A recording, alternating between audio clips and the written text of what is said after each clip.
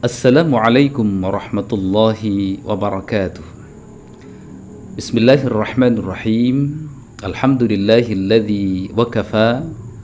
Wassalatu wassalamu ala sayyidinal mustafa wa ala alihi wa ashabihi ahli sidqi wal wafa, amma ba'd. Kaum muslimin rahimakumullah. Setelah kita umat Islam melaksanakan ibadah puasa di bulan suci Ramadan, dilanjutkan kemudian dengan melaksanakan sholat Idul Fitri secara bersama-sama. Setelah itu ada sebuah budaya yang sangat baik, yaitu silaturahim antara sanak famili, antara keluarga, antara sahabat, handai tolen dan lain sebagainya, yang dikemas dalam istilah halal bihalal, sebuah istilah berbahasa Arab tetapi tidak dikenal di dunia Arab. Negara tetangga kita bahkan seperti Malaysia, Brunei dan seterusnya, istilah halal bihalal ini sebetulnya asing bagi mereka. Nah, pertanyaannya adalah, apa maksud daripada istilah halal bihalal ini, dan siapakah pencetus pertama istilah halal bihalal ini? Kaum muslimin rahimakumullah, kalau kita melacak beberapa sumber sejarah, hampir seluruh sejarawan sepakat bahwa pencetus pertama istilah halal bihalal ini adalah salah satu pendiri utama Jam'iyah Nahdlatul Ulama, Ki Haji Abdul Wahab Hasbullah, yang kita kenal dengan istilah Mbah Wahab. Dalam sejarah diceritakan bahwa pasca kemerdekaan Republik Indonesia pada tahun 1948, kondisi dan situasi Republik Indonesia pada saat itu terancam disintegrasi bangsa, yaitu sebuah kondisi di mana elemen masyarakat akan terjadi perpecahan.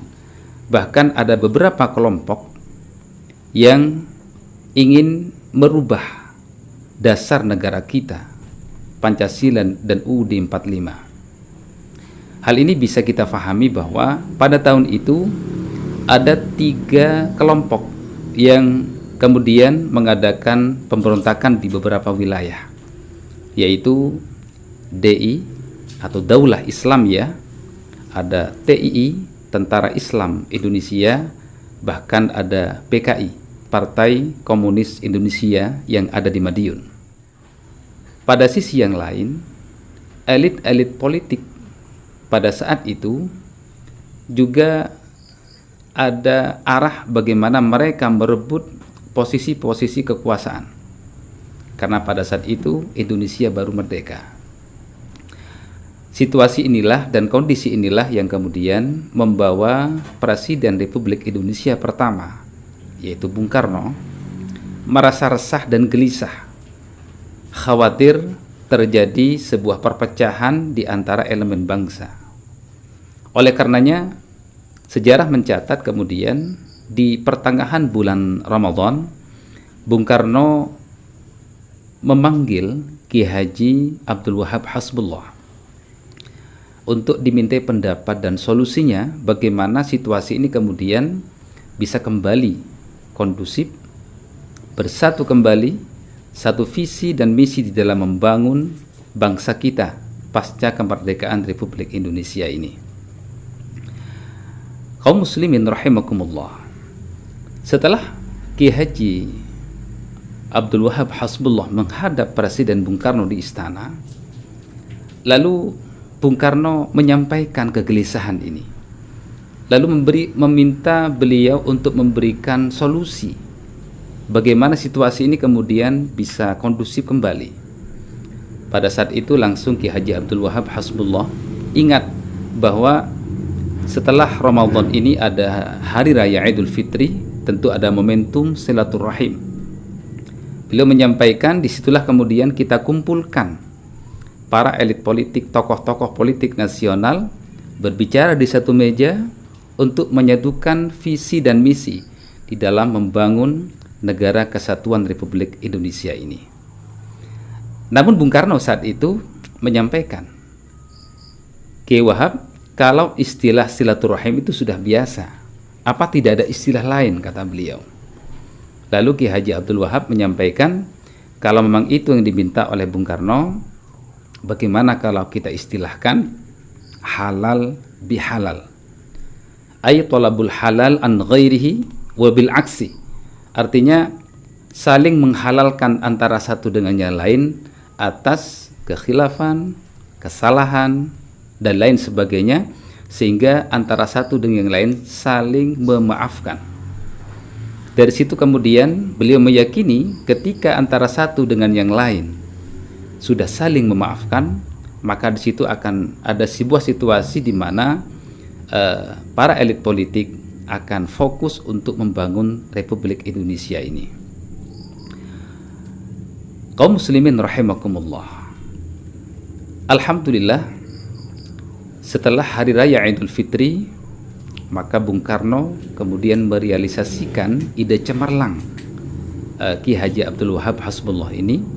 Kemudian beliau mengkondisikan bagaimana elit politik di nasional ini kemudian duduk di satu meja, diundang ke istana, lalu halal bihalal, saling memaafkan antara satu dengan yang lain.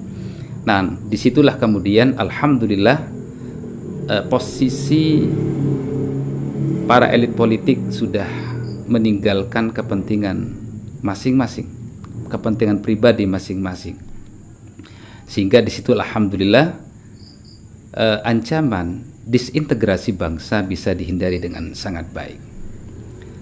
Kaum muslimin rahimakumullah, dari situ kemudian kita fahami bahwa sebetulnya halal bihalal ini adalah bahasa lain daripada saling meminta maaf antara satu dengan yang lain, sehingga kekhilafan, kesalahan antara satu dengan yang lain sama-sama dimaafkan.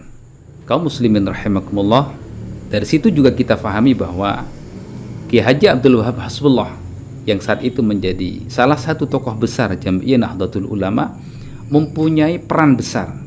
Hanya dengan istilah halal bihalal ini bisa menyatukan visi dan misi para elit politik untuk bersama-sama menyatukan arah bagaimana membangun negara kesatuan Republik Indonesia ini dengan baik, sekaligus bersama-sama menolak terhadap kelompok-kelompok separatis yang ingin merubah Pancasila dan UUD 1945. Demikian, semoga bermanfaat. Hadanallahu wa iyyakum wa iyyakunna ajma'in. Wassalamualaikum warahmatullahi wabarakatuh.